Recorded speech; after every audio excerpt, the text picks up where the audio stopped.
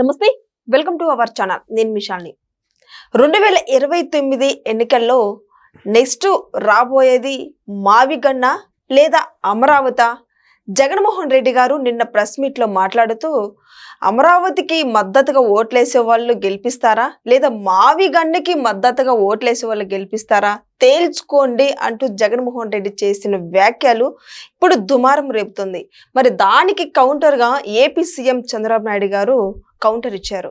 మరి ఇదే అంశం మీద చర్చించడానికి మనతో పాటు స్టూడియోలో ఉన్నారు సీనియర్ జర్నలిస్ట్ దుర్గా కుమార్ గారు ఉన్నారు. వారిని అడిగి విషయాలను తెలుసుకునే ప్రయత్నం చేద్దాం. నమస్కారం సార్. నమస్తే అమ్మ శాలిని, మన వుల్ఫ్ వీక్షక మిత్రులకు కూడా. సార్, జగన్మోహన్ రెడ్డి గారు నిన్న ప్రెస్ మీట్ పెట్టి మాట్లాడుతూ మావిగన్ మద్దతు ఇచ్చే వాళ్ళు ఏపీలో అంటే నెక్స్ట్ రాబోయే ఎలక్షన్లకు ఓట్లేస్తారు, అమరావతికి మద్దతు ఇచ్చే వాళ్ళు తెలుగుదేశం పార్టీకి ఓట్లేస్తారు, తేల్చుకోండి అని తను వ్యాఖ్యలు చేశారు.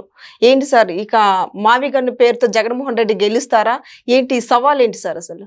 ఇది తను సొంత పార్టీకి ఆత్మహత్య సదృశ్యమైన వ్యాఖ్య చేశాడని వైఎస్ఆర్సీపీ పార్టీలోనే షాక్ గురయ్యారు. ఇది ప్రజలకు షాక్ ఇవ్వలేన, తన సొంత పార్టీకి షాక్ ఇచ్చాడు.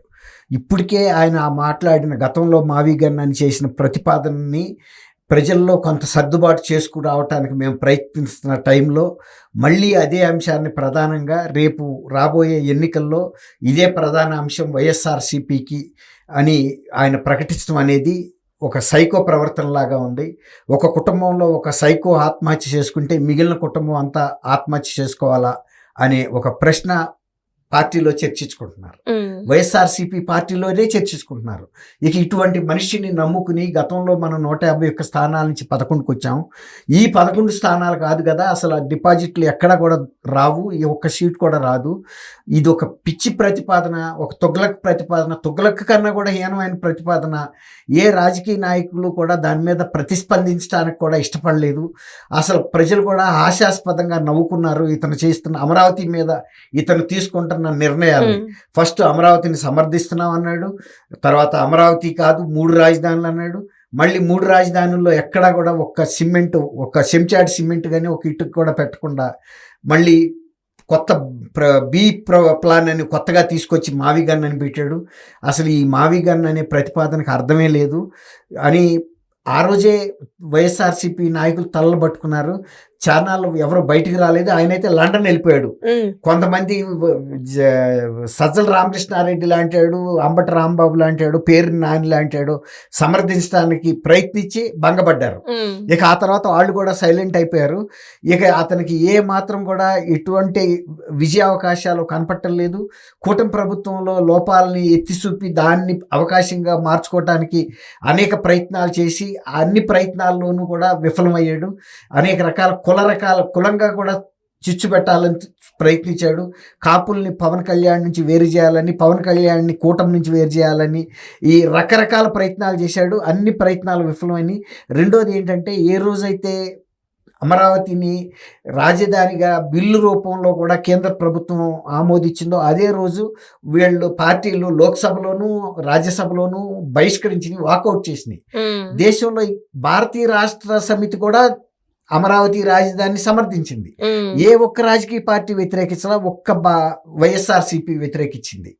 కాబట్టి ఆ రోజున అదే రోజు ఆయన ఇక్కడ మావిగన్ అనే ఒక ప్రతిపాదన కూడా పెట్టాడు. అంటే ఇదంతా వీళ్ళు కూడబలుకుని ఒక వ్యూహం ప్రకారం చేశారు. ఆయన నిజానికి విఫలమైనప్పుడు దాన్ని మనం సైలెంట్గా ఊరుకుంటే మౌనం ప్రజలు మర్చిపోయేవాళ్ళు. కానీ ఇప్పుడు తను మెడకి తను ఊరేసుకుంటే ఆపేది ఎవరు? పార్టీలో ఎవరు ఆపలేరు. ఎందుకంటే ఇక్కడ డైరెక్ట్గా ఎన్నికల బరి గీసేసాడు ఆయన.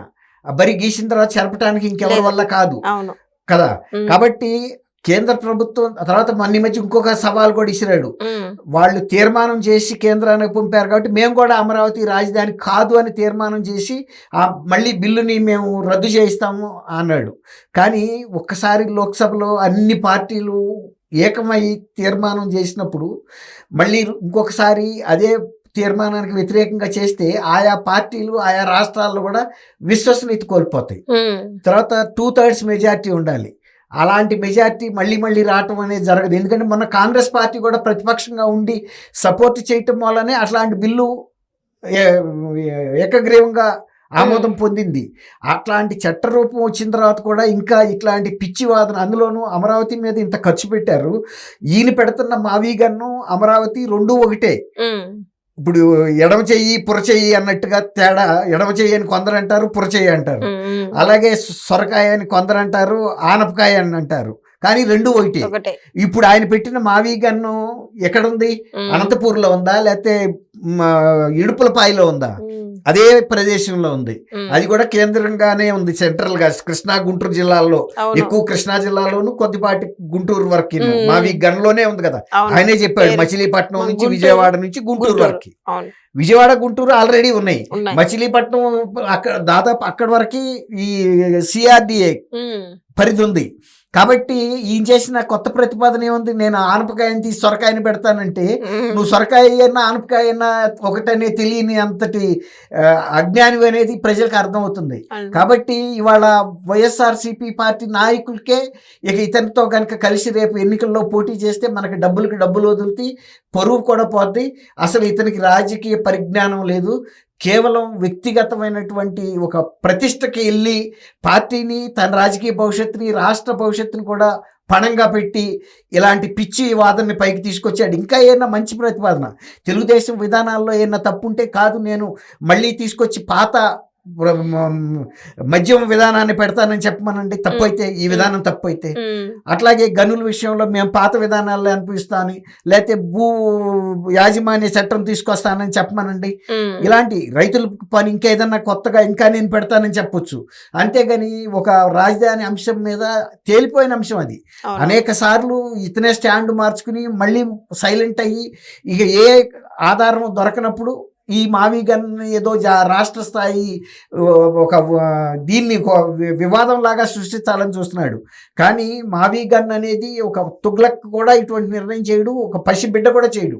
ఈ మావీ గన్ పేరుతో నెక్స్ట్ ఎలక్షన్లకి తన ఊరి తను వేసుకుంటున్నట్టు. ఇప్పుడు మేనిఫెస్టో చెప్తానంటున్నాడు కదా, అదే ప్రధాన అంశం అంటున్నాడు. తెలుగుదేశం ఎజెండాతో వెళ్తాడు. అమరావతికి సపోర్ట్ చేసేవాళ్ళు తెలుగుదేశం కోటేయండి, నేను నా మావీ గన్ను, నేను ప్రతిపాదించిన మావీ గన్ను ప్రతిపాదించేవాళ్ళు నా పార్టీ కోటేయమన్నాడు. నీ సొంత పార్టీలో వాళ్ళే ఎవడో నాయకులు కూడా సాహసం చేసి నీ పార్టీ టికెట్ తీసుకుని ఈ మావీ గన్ను ఒక ప్రధాన అంశంగా పోటీ చేయడానికి సిద్ధంగా లేరు. తను ఒక్కడ పులివెందుల్లో పోటీ చేయాల్సిందే తప్ప ఇంకెవడో కూడా పోటీ కూడా చేయరు. ఏ జిల్లాల్లో కూడా ఏ ప్రజలు కూడా హర్షించరు. ఇంతకాలం పాటు ఇంత వివాదం అక్కర్లా. ఆల్రెడీ చంద్రబాబు నాయుడు గారు, కేంద్ర ప్రభుత్వం, దేశంలోని అన్ని రాజకీయ పార్టీలు, రాష్ట్రంలోని అందరు ప్రజలు కూడా ఆలోచించుకున్న తర్వాతే మొన్న 164 స్థానాల్లో తెలుగుదేశం కూటమి ప్రభుత్వానికి ఇచ్చారు. కూటమి ప్రభుత్వం ఆ రోజు కూడా అమరావతి అనే చెప్పింది. అమరావతి అని చెప్పబట్టికే వేశారు. నువ్వు అమరావతి కాదు అని చెప్పబట్టికే 11 స్థానాలకి పరిమితం చేశారు. ఇప్పుడు ఇంకా ఆ పిచ్చితనాన్ని, ఆ సైకో తత్వాన్ని ఇంకా కొనసాగిస్తుంటే ఆ 11 స్థానాల్లో కూడా ఆంధ్రప్రదేశ్ ప్రజలు ఓటేస్తారని వాళ్ళ సొంత పార్టీ ప్రజలు కూడా, నాయకులు నమ్మట్లేదు, కార్యకర్తలు కూడా నమ్మట్లేదు. ఎవడన్నా రివాల్వర్ తీసుకుని తను నుదురు తను కాల్చుకుంటానంటే ఆపగలిగేది ఎవరు? నీ చెయ్యి పట్టుకునే లోపలే నువ్వు బుల్లెట్ నొక్కేస్తావు ట్రిగ్గర్ని. కాబట్టి సొంత నాయకులు కూడా వచ్చి ఇక జగన్మోహన్ రెడ్డిని వచ్చి కూర్చుని చర్చించే పరిస్థితి కూడా ఉండదు. అతను అవకాశం కూడా ఇవ్వడు. అది ఎంత అంటే అనాలోచితంగా ప్రకటించాడనేది కూడా వైఎస్ఆర్సీపీ నాయకులే బాధపడుతున్నారు. ఇటువంటి ప్రకటన చేయటం, కనీసం పార్టీలో ఒక నిర్ణయం అన్న సమావేశపరిచి నేను ఇదిగో ఇంత ముఖ్యమైన నిర్ణయం తీసుకోబోతున్నాను, మనకు లాభమా నష్టమా అని చర్చించుకోవాలి కదా. అది కూడా చర్చించలేదు. ఆ రోజున మావీ గన్ అని ఎంత యథాలాపంగా ప్రకటించాడో ఈసారి రాబోయే 29 ఎన్నికల్లో రాష్ట్రానికి 2 పార్టీల మధ్యలోనూ ఇదే ప్రధాన అంశం అని ఆయనే డిక్లేర్ చేశాడు. కాబట్టి తెలుగుదేశం పని చాలా తేలిక చేశాడు. తెలుగుదేశం అమరావతిని సమర్థించిన దాన్ని 24లో 164 స్థానాలు ఇవ్వటం ద్వారా సమర్థించారు. రేపు 29లో ఎన్నికల్లో 175 స్థానాలు కూడా ఒకే పార్టీ ఇక కూటమిగా ఇస్తారు తప్ప ఇలాంటి మావీ గన్ తిక్క నిర్ణయాలు చేసే వ్యక్తికి ఎవరు అనేది వైఎస్ఆర్సీపీ నాయకులే చెప్తున్నారు. రేపు ఎన్నికల్లో ఇక టికెట్లు ఇవ్వాల్సిన అవసరం లేదు, పోటీ చేయాల్సిన అవసరం లేదు. ఈవెన్ పులివెందుల్లో కూడా ఆయన పరిస్థితి కూడా ఇక ఆయన ఆలోచించుకోవాల్సిన పరిస్థితి పడ్డాడు. అంటే రాజకీయాల్లో అచ్చులే ఉంటాయి, ఆత్మహత్యలు ఉండమంటారు. అలాగే జగన్మోహన్ రెడ్డి గారు మరొకసారి ఈ సిద్ధాంతాన్ని రుజువు చేశాడు. ఇలాంటి అనాలోచితమైనటువంటి లేకపోతే అతి విశ్వాసంతోనూ లేకపోతే మూర్ఖంగా ప్రజల్ని తక్కువ అంచనా వేసి ఈ ప్రకటన చేయటం వలన అది వైఎస్ఆర్ టీడీపీ నెత్తిన పాలు పోసినట్టు అవును. కూటమి ప్రభుత్వానికి. Okay, thank you. Thank you అమ్మ శాలిని, మన వీక్షకులకు.